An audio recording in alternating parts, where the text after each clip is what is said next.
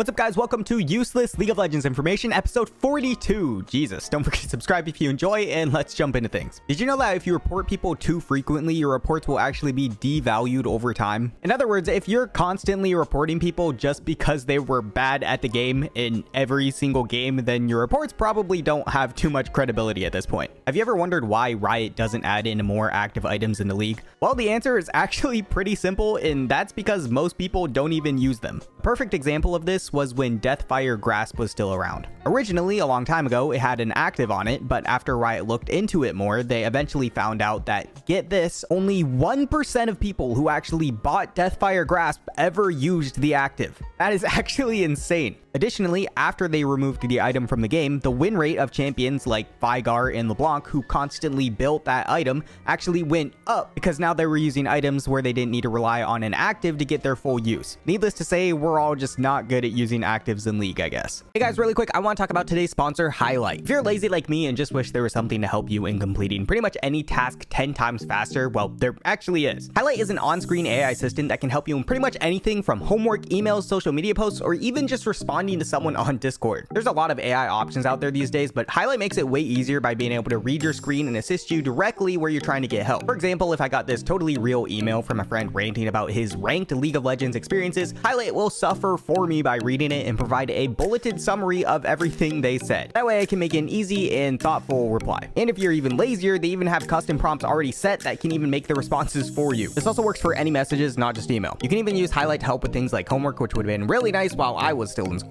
but it not only solves the problem, but it also explains things to you too. There's also a number of already set prompts available too, like the mental health journaling assistant, which we could all use playing this game. So make sure to check it out and download the Highlight desktop app by using my link in the description. All right, now back to the video. So theoretically speaking, if there was a new update tomorrow that allowed one champion to be invulnerable in the game, you'd probably think whoever had that champion would automatically have an 100% win rate, right? Well, not exactly. You see, that actually happened a while back, like way back in the day, and on that new patch, Karthus was simply just invulnerable. You didn't have to do any sort of fancy glitch or gimmick to make it happen. He was just straight up unkillable the entire time. And during that time, you would think whoever had a Karthus on your team would win every single game, but he actually still lost 15% of his games. He only had an 85% win rate, which is kind of wild considering he was unkillable. It was just a slight minor overlook by Riot. I mean, at least he couldn't use his passive on death, right? Similarly, in 2013, Riot released a patch where whenever Thresh threw out his lantern, it actually caused the other team's FPS to drop substantially. And thus, during that patch, his win rate skyrocketed. People are explaining how their FPS dropped all the way down to like 5 during the whole entire duration of the lantern.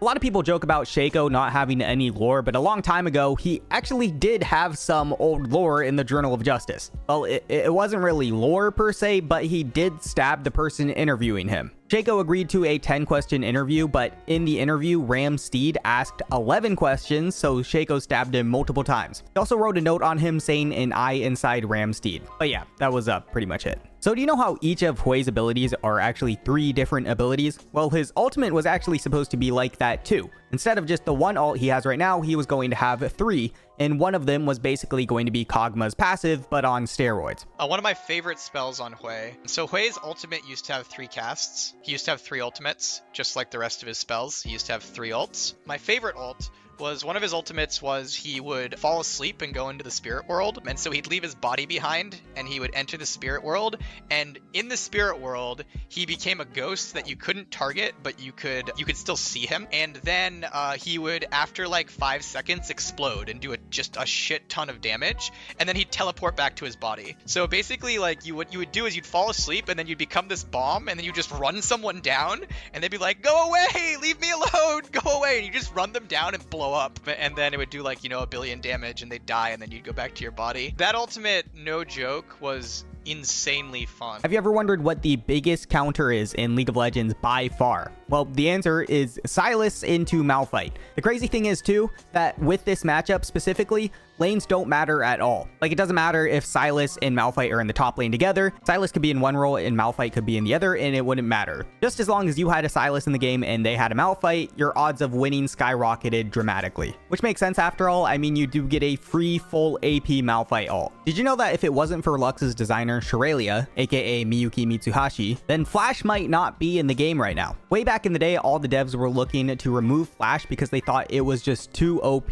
but Sharelia was the one to speak up, saying that it seemed like it made the game more fun, and they all agreed, so they kept it in. Their initial concern was that everyone would always take Flash instead of any other summoner spell, because it's just so broken, which we still do today, but it does make things more fun, so it did make sense to keep it a part of the game.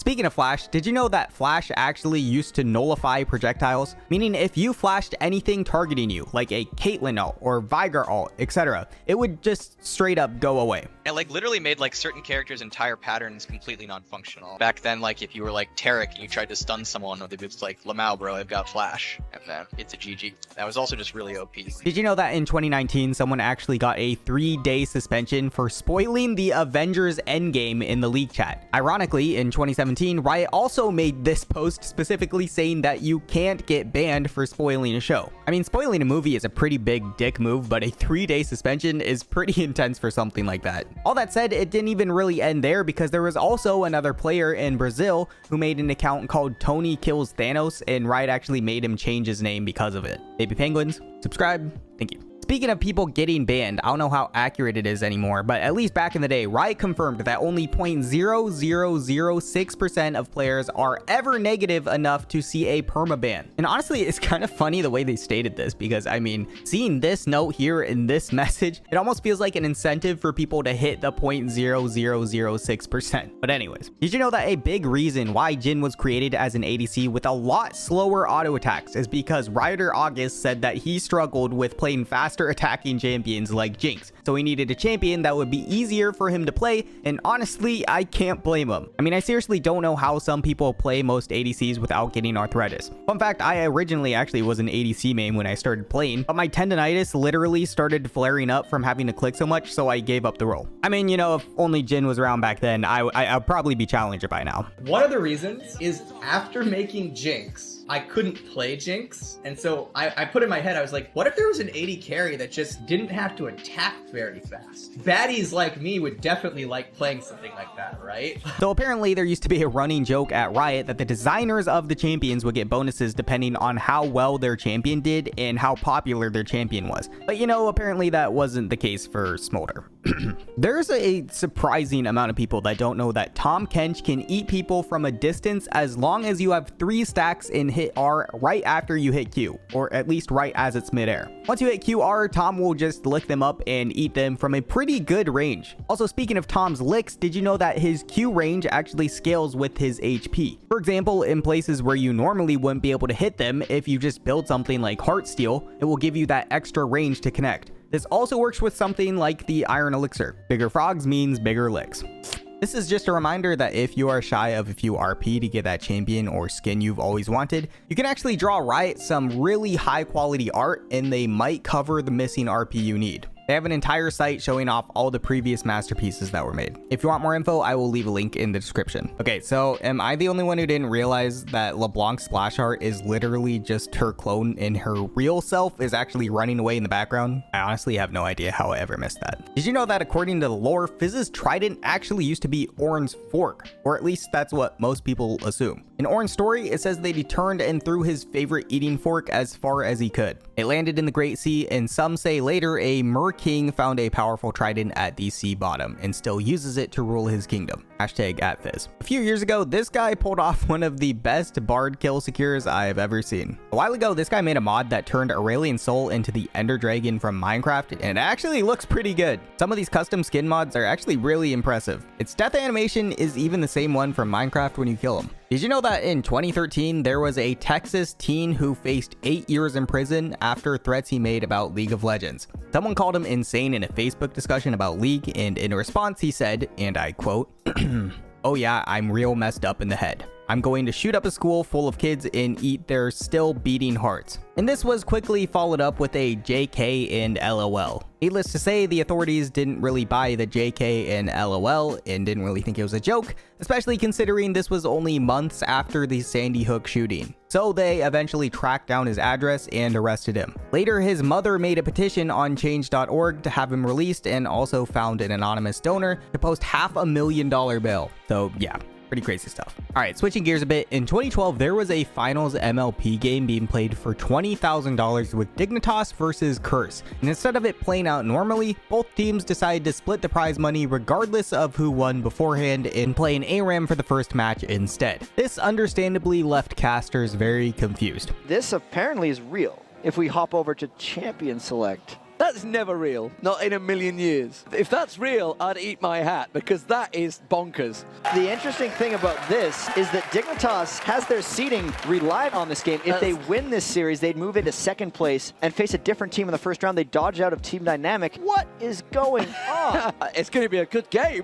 Let's put it that way. The game ultimately lasted 31 minutes and it was very interesting to watch. That said, both teams actually ended up getting disqualified, making it so the third place team, Team Dynamic, got the prize money. It was said later though that the teams ended up doing this as a protest because the tournament was being unreasonable for not allowing them to do things like warm up or go to the bathroom. So yeah. Speaking of Team Dignitas, did you know that back in Season 2, I Will Dominate actually got a year-long competitive suspension because he and I'm a Cutie Pie made fun of the Spirit Udyr skin? Yes, it's kind of a joke, but also kind of not. You see, for the first time ever, Riot wanted to try and get teams together to come and visit the Riot headquarters, as well as see some of the up-and-coming stuff that was coming out. And during that time, the head of the art department showed Team Dignitas some up-and-coming skin designs, one of which happened to be Spirit Guard Udyr's. And without a filter, both Dom and Cutie started tearing it apart. And Cutie and Dom the entire time were just like,